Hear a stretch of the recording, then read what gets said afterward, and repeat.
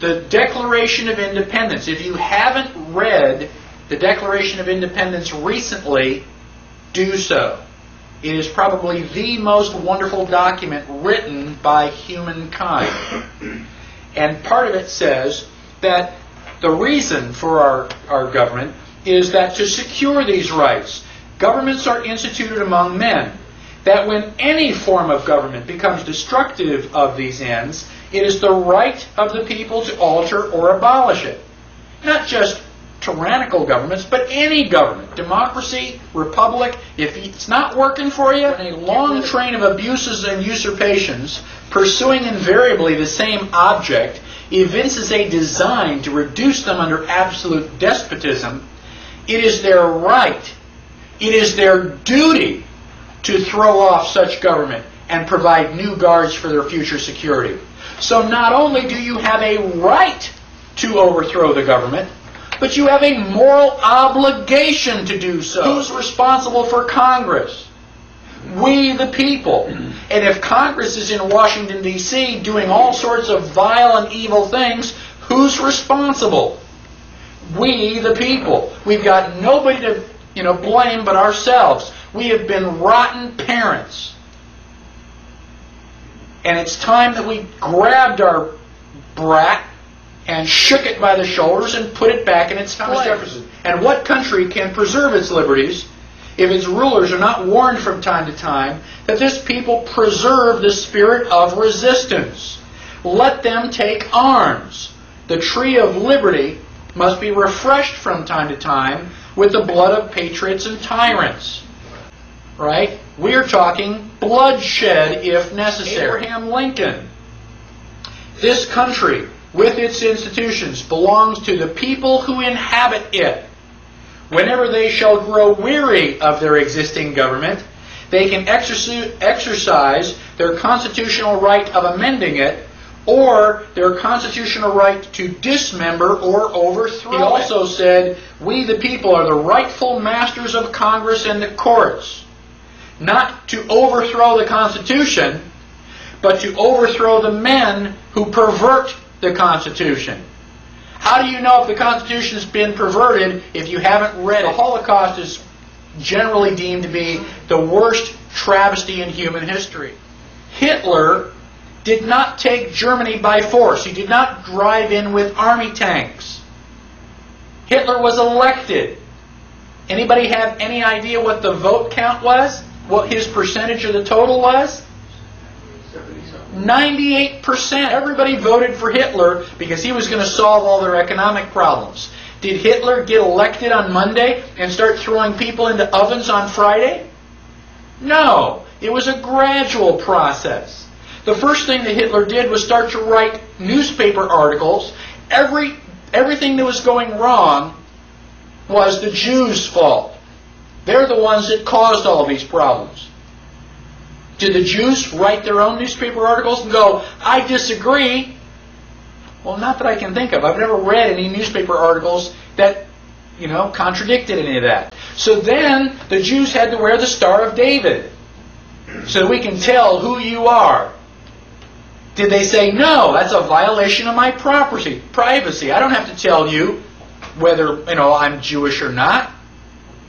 No, the Jews decided, well, it's a religious symbol.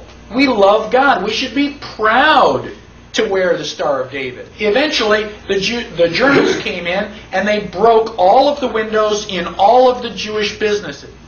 Did the Jews rise up and say, now, damn it, you're violating my property. You shouldn't do that? No. Gosh, we don't want to make the Germans any madder than they already are. We want to just kind of go along to get along. Don't piss them off.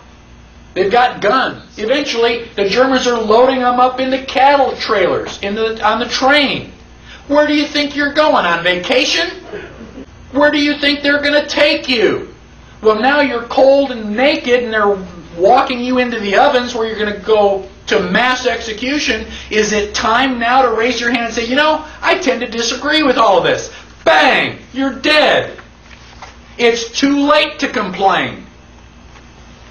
You should have complained at the beginning, when you at least had a chance. My question to you, and I don't expect you to answer it, Just think about it in your head. How bad do things have to get before you do something? Do they have to take away all your property? Do they have to license every activity that you want to engage in? Do they have to be throwing you on cattle cars before you start to say, now wait a minute, I don't think this is a good idea. How long is it going to be before you finally resist and say, no, I will not comply? Period. Because sooner or later you're going to come to that line, and when they cross it, what are you going to say? Well, okay, cross this line. Okay, now cross that line. Okay, now cross this line. And pretty soon you're in a corner. Sooner or later you've got to draw a line and stand your ground, whether anybody else does or not. That is what liberty is all about. Mob rule. That's exactly what democracy is. The Founding Fathers loathed a democracy. They hated democracy. They called it tyranny of the majority. Democracy cannot exist as a permanent form of government. That a democracy always collapses over loose fiscal policy and followed always by a dictatorship. The average age of the world's greatest civilizations has been 200 years. How long has the United States been around? About 225 years. Anybody kind of see sort of a correlation there?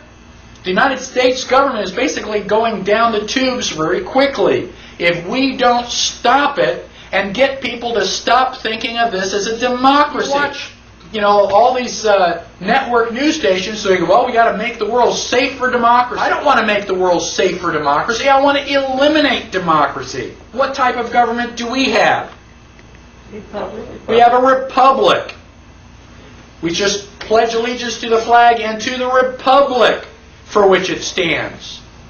Go to Article 4, Section 4 of the Constitution.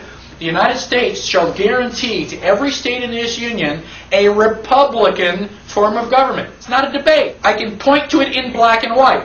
The question is, what's a republic? Don't we get to vote? Yes. Aren't we a democracy? No. How is a democracy different than a republic? In a republic, it is based on individual rights. It is based on property. In a republic, we can vote on everything except your property. In a republic, the right and property of the minority is supposedly protected. So if my little group here is a republic and I want to take John's land, the purpose of the republic is to say, no, that's not your land, that's John's land. Even if all of us want John's land, the government is supposed to step in and protect John. The right and property of the minority is protected from the majority. So one person and the law will overrule 285 million votes in the United States. It's not yours. There are certain things you don't get to vote on. That's the difference. One of the things that we take for granted, they ask you, whenever you talk about politics, they ask you, are you right-wing or left-wing? Are you Democrat or Republican? Why are those the only two choices? Are you going to vote for Hitler or Stalin? Are you going to vote for the electric chair or lethal injection? If you think that the United States is in trouble, and you go back to vote, and you vote Democratic or Republican, just like you've always done, thinking that you're going to fix it, you are insane. You are crazy. Call the men in the white coats, and we'll have them come and pick you up. If you want things to be different, you have to do something different. I don't care which party you vote for. I really don't. Just don't vote Democratic and don't vote Republican. Vote for anybody else.